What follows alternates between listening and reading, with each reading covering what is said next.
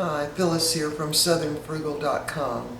Today for lunch we're going to have the garlic sirloin pork roast with carrots, potatoes and all that, and I've already done a video on that one. So what I'm going to do is fix some beer bread to go with that, and that way I can just put it all in the oven. Now it will take about an hour for the beer bread to cook, but I wanted to give you a little history on that. I don't know who came up with the recipe or when, but I got the recipe in the 1980s.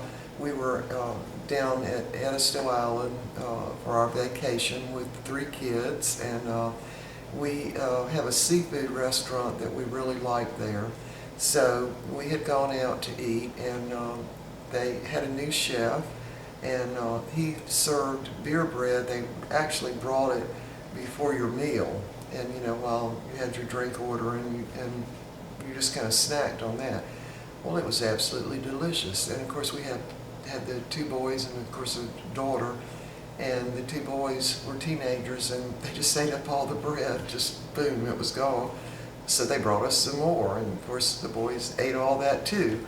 And so anyway, I asked the waitress what kind of bread it was, because it tastes like yeast bread to me. And she said, no, it's beer bread.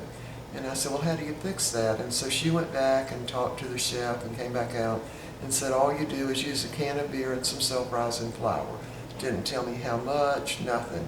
So later, a friend of mine had also heard of the beer bread, so she did give me the recipe. So it's 3 cups of self-rising flour, 3 tablespoons of butter, a 12-ounce can of beer, and a little salt if you want extra salt in it. That's it. So anyway, I'm going to fix some of that today. Now I know some of you probably have already been making this recipe, but I make it lots of times to do with the roast that I'm cooking in the oven, because I've got the roast on 350, and that's what I'm going to use to make the bread at 350, or you could bake it at 375 degrees. But anyway, let me turn the camera down. Alright, now on the flour, this is self-rising flour, and you want to sift it and then measure it. That's the way you want to do it. Now move the camera in really close so you can see this. Wait a minute, there. Okay. Now, so this is 3 cups of sifted white lily self-rising flour. You want to make sure it's self-rising flour, okay? And you want to sift it first, and I just usually use a piece of wax paper and my little sifter and sift out what I think is about 3 cups. Then I measure it. So this is 3 cups that's been measured first, it's been sifted first, then you measure it. And I did forget one thing, 3 tablespoons of sugar. Just want to sprinkle that in. And I do put a little extra salt in mine, about maybe a half a teaspoon. And remember, the self-rising flour's already got salt in it. And by the way, I will put this recipe down below in the description box with the video. And I use light beer, or really whatever I get is what I use. And you want the 12-ounce can. Now, I don't know, I just always buy a 6-pack, and the slugs get the beer that way. And it's a great treatment in your garden if you've got an organic garden for slugs, because you can just pour some. I usually just put it in a styrofoam cup and set out maybe about 10 of them in the garden, and if you've got any slugs, they'll crawl in the cup and they drowned in the beer. So that's an extra use for the beer. Okay, and the beer is at room temperature. It's not cold. So all you do is just mix this beer in. Now it's going to start foaming up just immediately. And you just want to make sure all your flour is wet. Left a little bit of that sugar in the bowl. Now, of course, beer does have yeast in it, and that definitely is what gives it that yeasty taste. I mean, you would think it was, bread that you made from scratch, that you kneaded and all that and let rise. So anyway, it works great if you're cooking something in the oven anyway. It just works great. All right, I'm going to use my whisk in this.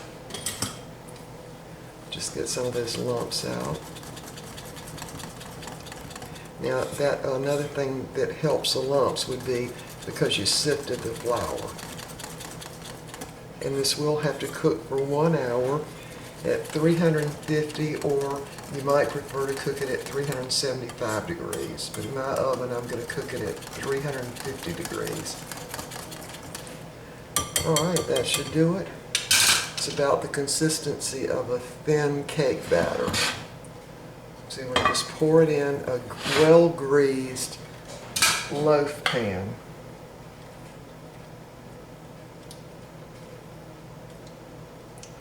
All right. That's all there is to it. You just put it in the oven for an hour, or, you know, depending if you cook it at 375, it might be a little less. When it gets done, we'll be back. Okay, our beer bread is done, and I wanted to make a correction on the recipe. I think I said 3 tablespoons of butter. There's no butter in this, okay? It's just 3 tablespoons of sugar, the self-rising flour, the beer, and maybe a little salt if you want it. Anyway, the beer, I will put that down below in the description, and it will be correct, okay? The beer bread is done, and I'm going to go ahead and slice it. Now, it's still very, very hot. We're having the garlic sirloin pork roast and some kale that I froze last September, I think. Okay, here's the beer bread. It might not look pretty, but boy, it sure tastes good. Now, if you want it to slice really nice, you'd need to let it cool for about maybe 15 minutes. But we're ready to eat, and I want to go ahead and slice it because I can smell it, and it smells so good, we're just not going to wait. All right, here it is. Here's what it looks like. I'm going to just go right ahead and put some butter on that. In fact, I'm going to slip that up. A couple of pads of butter on it. I always get the end piece because I cooked it, so I deserve it. I like the crusty end piece. All right, we're going to go ahead and slice another piece. And again, if you wait till it cools, obviously it's going to slice a lot better. But we're not going to wait because we're hungry and everything's done, so we're going ahead. And it's very moist on the inside. So this will be my husband's piece, so I'm going to give him a couple of pats of butter. And there you go. Beer bread. It is so good. It smells wonderful, and it smells, of course, very much like yeast bread cooking. All right, I hope you'll try this, and we'll see you next time.